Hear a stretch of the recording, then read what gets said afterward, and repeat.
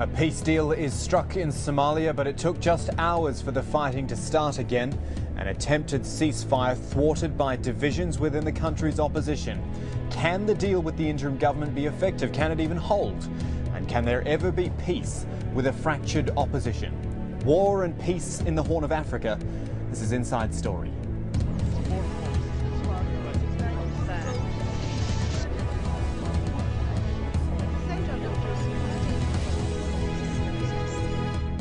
Hello, I'm Kamal Santamaria. Such is the task of bringing peace to Somalia that even when both sides put pen to paper and agree to lay down their weapons, there is still opposition to it and there is still fighting. For 10 days, representatives from the interim government and the opposition worked towards peace, and technically they achieved it, an agreement to stop the fighting within 30 days and to eventually bring in UN peacekeepers. But a key leader of Somalia's Islamic movement rejected the ceasefire, calling the deal-makers, quote, renegades with no authority, and vowed to carry on the fight.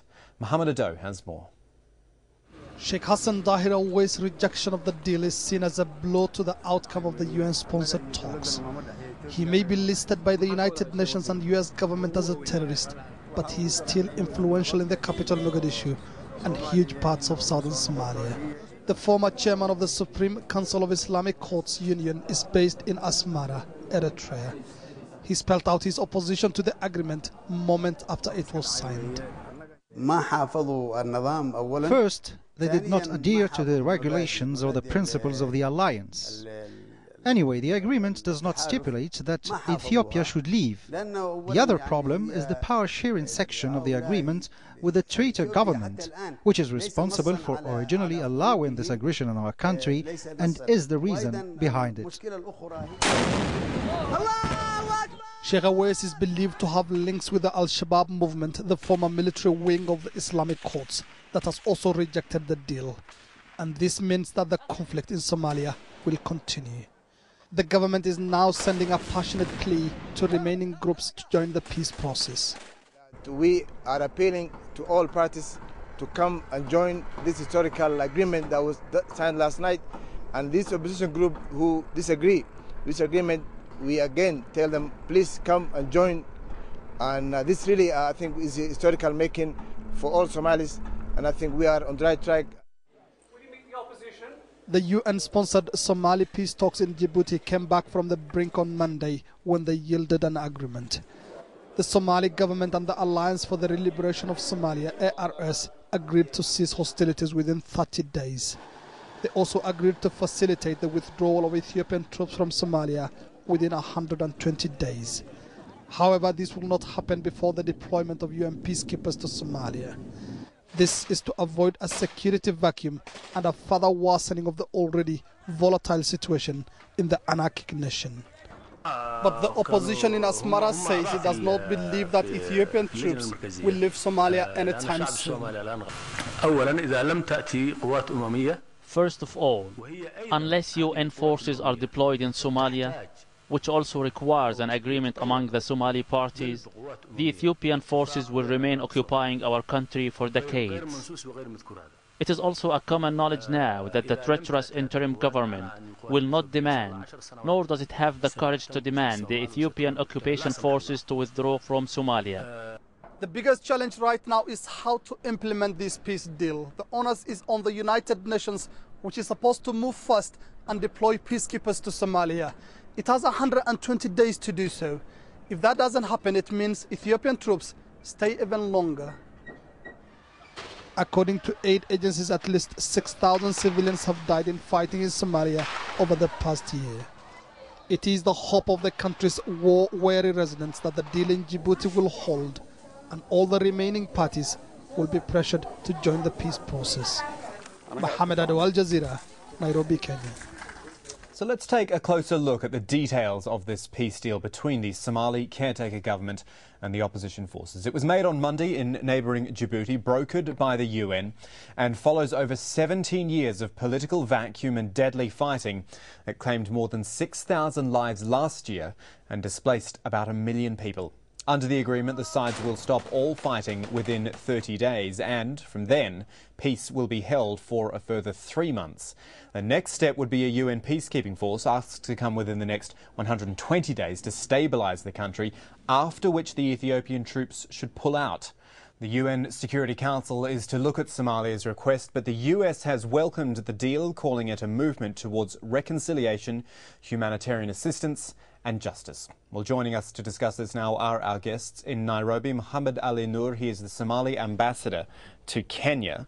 In London, Mohammed Gur, the chairman of the Somali Concern Group. And also on the line from Asmara in Eritrea, Zakaria Mohammed Haj Abdi. He is the acting chairman of the opposition Alliance for the Re-Liberation of Somalia, also known as the ARS. Gentlemen, welcome to Inside Story. Thank you for joining us. Let's go to Mohammed Ali Noor, who is in Nairobi for us. 10 days of talking we had after 17 years of political vacuum and of violence, yet the fighting started almost 24 hours after those 10 days of talks. Was it a waste of time in the end?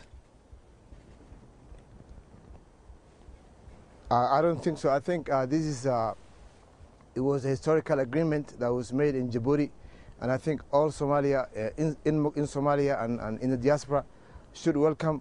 And they did that yesterday and today. There were a lot of peaceful demonstrations around in Somalia and around the world by the Somali diaspora, and I think we should all welcome this breakthrough. But presumably you went into these talks fully aware of the fact that there were divisions within the opposition and that there was a strong likelihood of them not being committed together to this. Why go into talks like this when you know that outcome is already there, effectively? I think, you know, the chairman of the ARS, Sheikh Sharif, and his delegation were there, and they signed the agreement. And as I said yesterday, I think all Somalis should welcome this. Eventually, I think there could be some opposition group, and we are appealing to them to join this process, to be part of this reconciliation. And Somalia really are tired and really of this instability, and we want everybody to take part of and bring peace and stability to Somalia. Let's go to Zakaria Mohammed Haj Abdi, who's on the line for us from Asmara. You've heard there the Somali ambassador to Kenya saying he wants all groups to come together and be part of this together. Tell me your reasons for your faction not wanting to join this, because surely peace for everyone is a good idea. Firstly, we are not a group. We are the entirety of the Alliance for the Liberation of Somalia and the Somali people, with their heroic resistance. Secondly, what happened in Djibouti, actually, we believe it was a kind of plot and a conspiracy. If you have a glance, if you have a quick glance to what they have signed, you wouldn't find evidence or even a clause that addresses the interests of the Somali people. Instead, you would sense and feel the gravity of the plot against the Somali people, and it's even, if you look at the words and sentences and paragraphs of this agreement, it gives you that it's another stockholder, it's not the Somalis. Well, tell me some examples then, if you would, please, because I'm failing to see how a deal or an attempt to bring peace to Somalia can be seen as a plot against the Somali people. What are the specifics that you're talking about? This is not a deal. The specifics is that Somalia, first of all, is an occupied country by the Ethiopian forces, and with the blessing of the United States and other Western allies. I mean, if you look at that angle and look the document actually asserts and consolidates the occupation. 120 days. After 120 days, the United Nations force will come, and the so-called TFG will ask the Ethiopians to withdraw. That's rubbish. That's nonsense. I mean, we know the TFG will never ask the Ethiopians to withdraw. They don't have the guts to say that. They are actually, as I'm speaking, inside the tanks of the Ethiopians. I mean, they'll disdain it without Ethiopian, an outside alien puppets for the Ethiopians. Okay, let me put some of these. Secondly, sorry. Go ahead. Secondly, ARS. Let me finish this. ARS is intact and stronger as ever as it was. Those who actually signed this plot in Djibouti are absconders and have nothing to do with the alliance. As a matter of fact, we knew these individuals that they were the fifth columns during the time they have spent with us as top leaders of the ARS.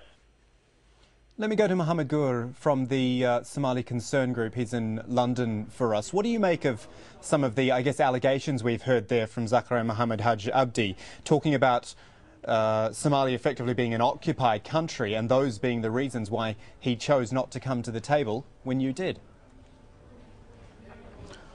I think we need to understand that the agreement signed gives us some hope and also give us reasons to be concerned. Many people are skeptical about the agreement, but it gives us some hope. It gives us some hope because it says Ethiopian troops will withdraw or may withdraw within 120 days. But the problem lies with the condition which says only after sufficient number of UN peacekeepers are deployed. So that is where the trick is. And what makes it a little bit difficult is that you have 120 days to deploy, to authorize and deploy sufficient UN peacekeepers, but we know practically it is not, it's not possible, but it is doable if there is a will by the international community, spearheaded by the United States, then it could be doable.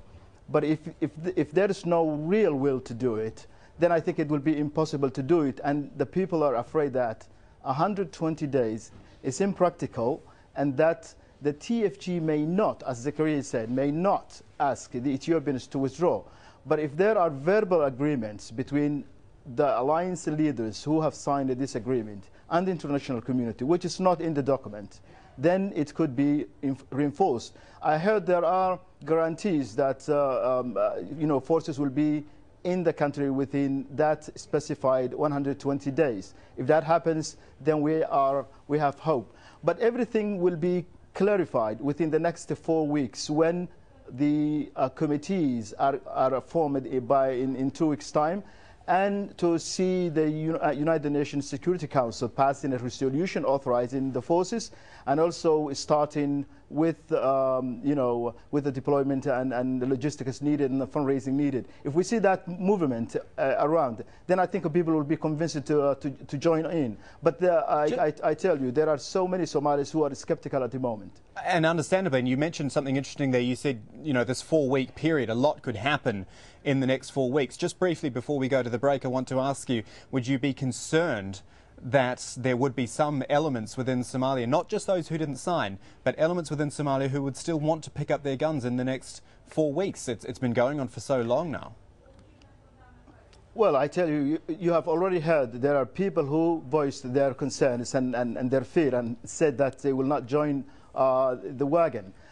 They have every reason to say that, because these people, there's a feeling that they have been marginalized. So what we need a comprehensive peace. I hope this was not a targeted peace initiative for some people within the alliance. It has to completely cover all the alliance members, and it has to also go beyond the alliance, where it engages Al-Shabaab and engages all other armed groups in order for the agreement to function.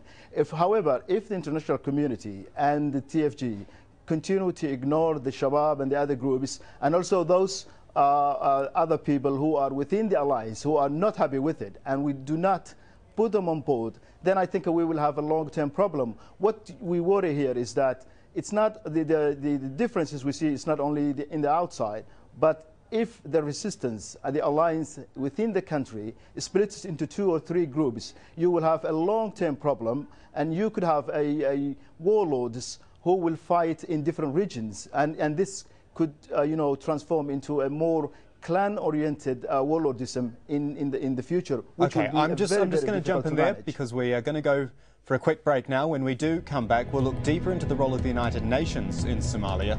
We'll ask whether they can raise those required troops within such a short period. Back soon.